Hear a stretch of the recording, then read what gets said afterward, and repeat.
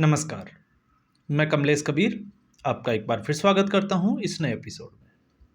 आज के इस एपिसोड में हम बात करेंगे महाराष्ट्र और झारखंड, या हम कहें कि जहां पर बाई इलेक्शन हुए हैं उन सभी में कांग्रेस पार्टी के हार के क्या कारण रहे।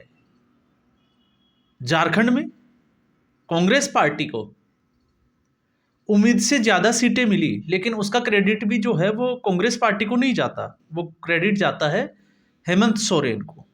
क्योंकि हेमंत सोरेन की जो हवा थी, लहर थी, इमोशन था जनता में, उसमें जो है वो कांग्रेस पार्टी की सीटें भी जो है वो बह के उसके साथ चली गई, और उसका फायदा जो है वो हुआ, आपको पता है, कांग्रेस पार्टी को। लेकिन अब हमारा भी ये दायित्व बनता है कि हम बात करें कांग्रेस पार्टी के हार के कारणों की, कि आखिर लगातार कांग्रेस पार्टी, जैसा कि आपने देखा होगा, चुनाव दर चुनाव, और 89 के आसपास जो है वो अभी सोशल मीडिया पे ट्रेंड कर रहा है कि इतने चुनाव जो है वो कांग्रेस पार्टी हार चुकी है अभी इस दौर की अगर हम बात करें। तो ऐसा क्यों? और वो भी उस समय में जब लोकसभा चुनाव में कांग्रेस पार्टी की सीटें बढ़ी, उत्साह भी बढ़ा, और फिर इतने ही कम समय में कांग्रेस पार्टी अपने वापस से पुराने ढर्रे पर लौटती हुई दिखाई देती है।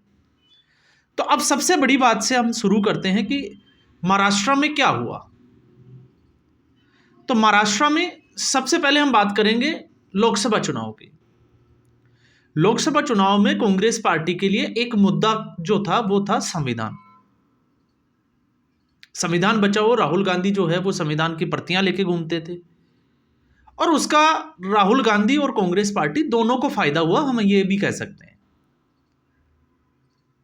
अब बात करते हैं हम विधानसभा चुनाव की।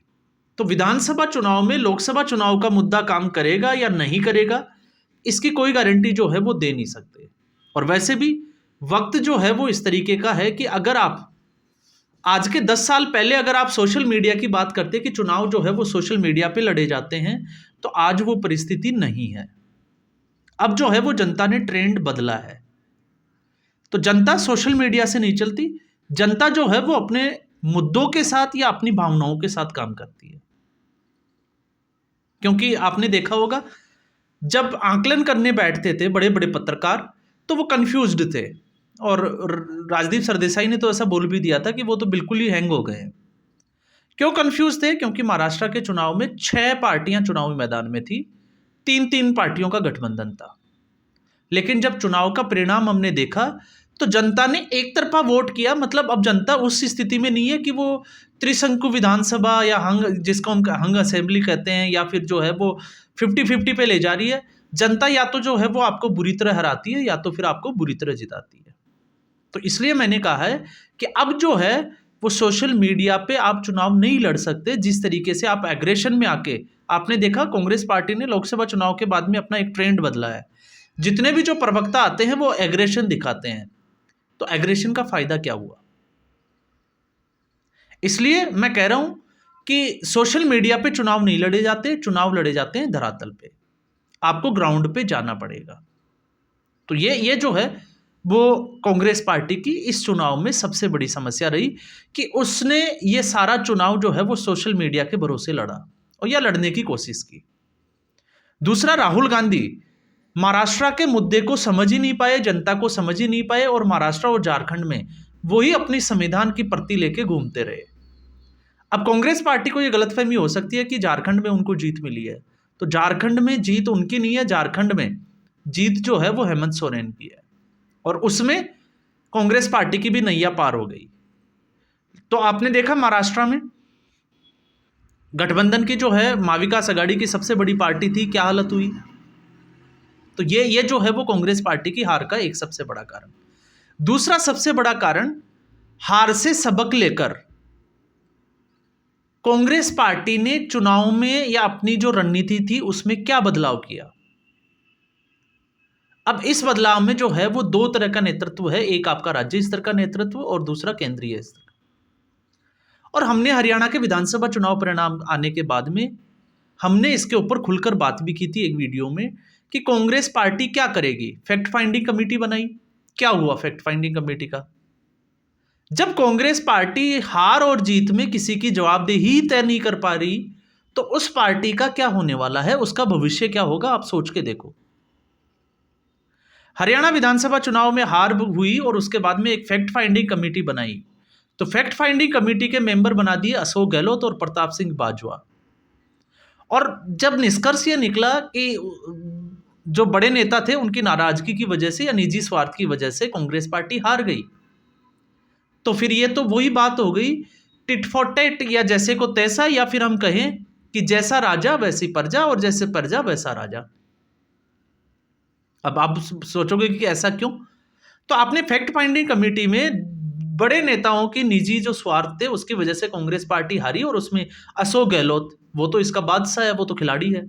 किस तरीके से कांग्रेस पार्टी को अपने निजी स्वार्थ के लिए बलि चढ़ने दिया राजस्थान के 2023 के विधानसभा चुनाव में, जबकि कांग्रेस पार्टी जो है वो आगे चल रही थी, उसकी योजनाएं जो है वो जनता तक पहुंच रही थी, और आपने उसी अशोक गहलोत को हरियाणा में जो है वो बना दिया फैक्ट फाइंडिंग कमेटी का मेंबर। अब ऐसे लोग अगर फैक्ट फाइंड करेंगे तो वो किसकी जवाबदेही तय करेंगे? प्रताप सिंह बाजवा, पंजाब में कांग्रेस पार्टी का बेड़ा गर्क कर दिया। कैप्टन अमरिंदर सिंह को हटाने से लेकर चन्नी मुख्यमंत्री बने, और उसके बाद में चुनावी मैदान में उतरे, नवजोत सिंह सिद्धू के खिलाफ एक मोर्चा खोला गया, और वो तमाम चीजें जो है वो पूरी जनता ने देखी। और फिर भी उसके बाद में प्रताप सिंह बाजवा दूसरे स्टेट में जाकर ऐसी परिस्थितियों में अगर मेंबर बनते हैं तो फिर उस पार्टी का क्या होगा? तो ये दो चीजें मैंने आपसे बात की। फिर हम आते हैं केंद्रीय नेतृत्व में। तो केंद्रीय नेतृत्व में जहां मल्लिकार्जुन खड़गे जो है वो अध्यक्ष पद पर बने हुए हैं, लेकिन स्थिति यह है कि आज भी केसी वेणुगोपाल की चलती है। केशव वेणुगोपाल, वही केसी वेणुगोपाल जिसकी अशोक वानखेड़े बात करते थे कि वो महिला मित्रों को टिकट देते हैं। तो हरियाणा में उनकी चली तभी तो टिकट दिए। और वैसे भी जो है वो अंदरूनी अगर आप देखोगे तो कांग्रेस पार्टी की स्थिति यही है, मल्लिकार्जुन खड़गे से आप किसी बात को लेके जो है वो मिलने की कोशिश करोगे या किसी बात मुद्दे पर मिलोगे तो वो केसी वेणुगोपाल के पास भेजेंगे, केसी वेणुगोपाल खड़गे के पास भेज देगा, या राहुल गांधी मिल नहीं पाएंगे, वो खड़गे के पास। तो कांग्रेस पार्टी में ये चलता रहेगा। तो केंद्रीय स्तर पर किसी भी अब कांग्रेस पार्टी की समस्या ये भी है कि राजा को बदले या सेनापति को। क्यों? क्योंकि राजा की दुखती रग जो है वो सेनापति के पास है, और सेनापति की दुखती रग जो है वो राजा के पास है। तो कांग्रेस पार्टी किसको बदले? क्या गांधी परिवार के बिना कांग्रेस पार्टी अपने आप को देखती है? तो ऐसा जो है वो नजर नहीं आ रहा। इन सब के बीच में आपने देखा किस तरीके से गांधी परिवार में सोनिया गांधी ने खुद और अपने दोनों बेटा हो चाहे बेटी हो, दोनों को संसद में पहुंचा दिया। तो गांधी परिवार जीत गया और पूरे देश में कांग्रेस पार्टी हार गई। अब इसका हम कितना भी ढोल पीटें या कांग्रेस पार्टी कितनी भी खुश हो सकती है कि प्रियंका गांधी जो है वो संसद पहुंच गई। तो संसद पहुंची तो क्या हुआ? वही ढाक के तीन पात, आज भी वही स्थिति बनी हुई है। मुद्दों से हटकर जो है वो कांग्रेस पार्टी फिर जो है वो चिल्लाने लगी है। तो यही एक फर्क होता है, और जनता ये सब जो है वो साइलेंटली देखते हैं, क्योंकि मतदाता जो है वो बड़ा जागरूक हो गया। आपको, या हम कहें कि किसी भी पार्टी को एहसास ही नहीं होने देता कि वो वोट किस पे करेगा। और आप अगर आपके रैलियों में भीड़ आती है और आप उसको अगर आपका वोट समझ जाते हैं तो फिर ये जो है वो उस पार्टी की गलती है। और आपने देखा ये गलती जो है वो कांग्रेस ने नहीं की, ये गलती जो है वो भारतीय जनता पार्टी ने पश्चिमी बंगाल में भी की। प्रधानमंत्री नरेंद्र मोदी की रैलियों में बहुत से लोग पहुंचे, लेकिन कितने लोगों ने वोट किया? कांग्रेस पार्टी की बजाय भारतीय जनता पार्टी की अगर हम बात करें इस मुद्दे पे तो शायद वो ज़्यादा अच्छा होगा। भारतीय जनता पार्टी की क्या स्थिति हुई पश्चिमी बंगाल के चुनाव में? क्योंकि जनता सब कुछ देख रही होती है। अब ऐसी स्थिति में कांग्रेस पार्टी ना राजा को बदल सकती है, ना अपनी जो है वो सेनापति को, सेना को बदल सकती है। हरियाणा में जो है वो भूपिंदर सिंह हुड्डा के ऊपर सवाल उठे, क्या हुआ? हटाया गया उनको, या कुमारी शैलजा को जो है वो उसकी जवाबदारी तय की गई, या फिर इसके ऊपर एक्शन लेने के बाद में तुरंत बाद में क्या कांग्रेस पार्टी ने सबक लेते हुए एलओपी का पद जो है वो निर्धारण किया? नहीं कर पाए। नेता प्रतिपक्ष विधानसभा में नहीं कर पाई। तो स्थितियां जो है वो कांग्रेस पार्टी की जस की तस बनी हुई है। हम कितनी भी बात कर ले कि ये हो गया वो हो गया। और अब जब हम महाराष्ट्र की बात करते हैं तो महाराष्ट्र में हम आ जाते हैं नाना पटोले के ऊपर। तो नाना पटोले क्या है? कौन जानता है नाना पटोले को? इस चुनाव के पहले शायद मुझे नहीं लगता, मैं भी नहीं जानता था। तो कौन जानता है। तो इस स्थिति में, और वैसे भी अगर आप नाना पटोले की स्टडी करोगे तो नाना पटोले अपने विधानसभा क्षेत्र के नेता है, पूरे महाराष्ट्र के नेता नहीं है। तो ये भी एक जो है वो कांग्रेस पार्टी का बड़ा कारण बन जाता है। अब हम आते हैं इसके आगे थोड़ा सा बढ़ के कि कांग्रेस पार्टी की समस्याएं जो है वो एक नहीं है। और अब मैं इसमें एक चीज और ऐड कर देना चाहता हूं। अगर हम रेवड़ी कल्चर की बात करते तो अब जनता ने जो है वो इसको भी मान लिया है कि वो इसके साथ ही चलेगी। अब कैसे? तो हम किसी एक पार्टी के लिए बात नहीं कर सकते कि रेवड़ी कल्चर है, अब तो ये सब पार्टियों का ही जो है वो हिस्सा बन गया और जनता उसको एक्सेप्ट कर चुकी है। क्योंकि अगर महिला मतदाताओं की संख्या हमारे आकलन में ही आती है, और सारे राजनीतिक विश्लेषक ये कहते हैं कि लाडली बहन योजना जो है वो उसका प्रभाव रहा है, तो फिर झारखंड में भी तो वही देखने को मिला। तो आप झारखंड में फिर हेमंत सोरेन को नजरअंदाज नहीं कर सकते। क्यों नहीं कर सकते? क्योंकि भारतीय जनता पार्टी ने वादा किया कि वो भी जो है वो जैसे मैया सम्मान योजना है उसी की तरह झारखंड में लोगों को पैसा देगी, महिलाओं को। लेकिन जनता ने वोट इस मुद्दे पे किया कि हेमंत सरकार जो है वो दे रही है, वो देंगे, इन दोनों में फर्क है। तो आप देखिए इंस्टेंट कौन दे रहा है, तो उसका प्रभाव ज्यादा है। तो ऐसी स्थिति में जनता ने भी जो है वो, अगर आप इन मुद्दों के ऊपर एक दूसरे को घेरते हुए नजर आते हैं तो फिर यहां पे भी जो है वो सब कुछ गलत होगा। तो अब हम इसके थोड़ा सा आगे बढ़ते हैं इतर। अब हम बात करते हैं कि कांग्रेस पार्टी ने और कौन कौन सी गलतियां जो है वो इन चुनावों में की है। तो इन चुनावों में कांग्रेस पार्टी की जो गलती है वो है कि कांग्रेस पार्टी ने इंडिया अलायंस में, जो विपक्ष का जो गठबंधन है, उसमें अपने आप को बड़ी पार्टी मान लिया और उसको लगा कि वो जैसा चाहेगी वैसा ही क्षेत्रीय दलों के साथ कर सकती है। और ऐसी स्थिति में आपने देखा क्या हुआ। ऐसी स्थिति में चुनाव परिणाम क्या आने से एक दिन पहले जो है वो नाना पटोले अपनी कैबिनेट तैयार करने लग गए, अपने जो है वो सीएम के चेहरे तैयार करने लग गए। और ये स्थिति है कि आप चुनाव का आकलन कर नहीं पाए, चुनाव किस तरफ जा रहा है, और उससे पहले ही आप इस तरह की जो है वो घोषणाएं कर रहे हैं।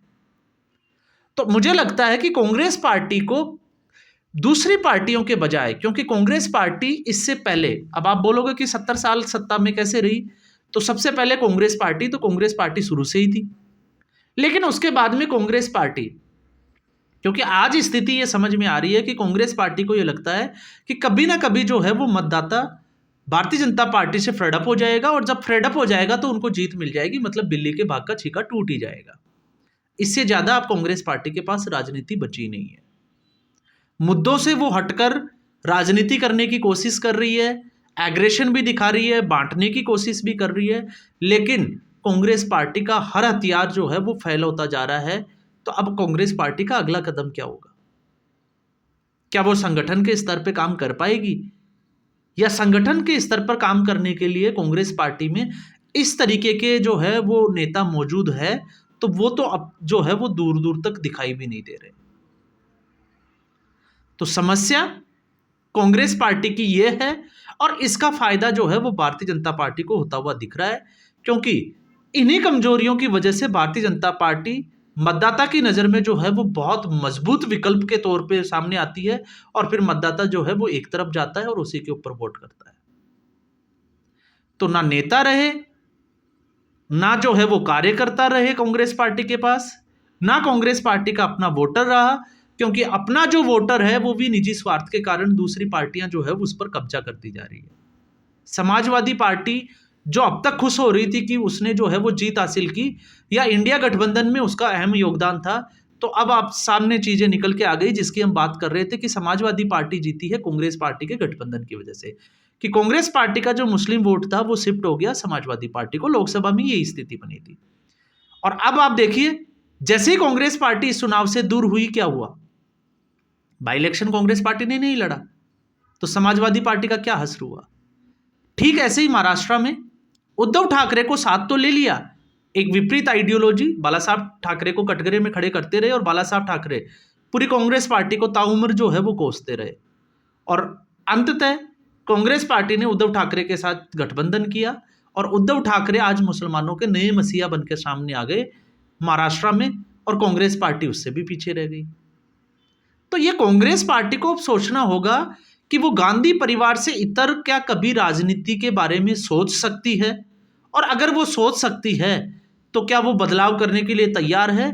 और बदलाव जो है वो चाहे नीचे से करे चाहे शुरू से करे, बदलाव हर जगह जो है वो करना पड़ेगा, फिर चाहे राजा हो या फिर सेनापति हो, क्योंकि सेनापति नहीं, ये चंडाल चौकड़ी है। और यही चांडाल चौकड़ी जो है वो राजा को जिसको कहते हैं कि अकेला नहीं छोड़ती। और अब इसमें भी जो है वो बदलाव आने की पूरी उम्मीद है कि हो सकता है ये चांडाल चौकड़ी भी दो भागों में बट जाए, क्योंकि प्रियंका गांधी के आने के बाद में अब जो है वो परिस्थितियां बदलेगी। और मुझे लग रहा है, जहां तक मेरा आकलन है, कि कांग्रेस पार्टी में इस वजह से भी जो है वो अब टूट के आसार होंगे और कांग्रेस पार्टी टूटेगी। कुछ ना कुछ जो है वो गड़बड़ होने वाली है। कुछ नेता जो है वो कांग्रेस पार्टी बहुत जल्दी छोड़ सकते हैं, या फिर गुटबाजी, चाहे वो प्रियंका गांधी की हो या फिर राहुल गांधी की तरफ से, वो देखी भी जा सकती है।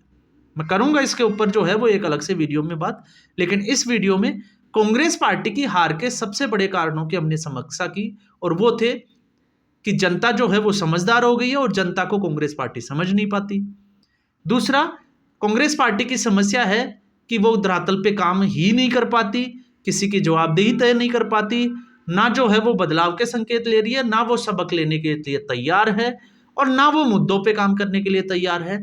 तो फिर आप समझ सकते हैं कि कांग्रेस पार्टी की समस्याएं कहाँ कहाँ है। तो आज के एपिसोड में बस इतना ही।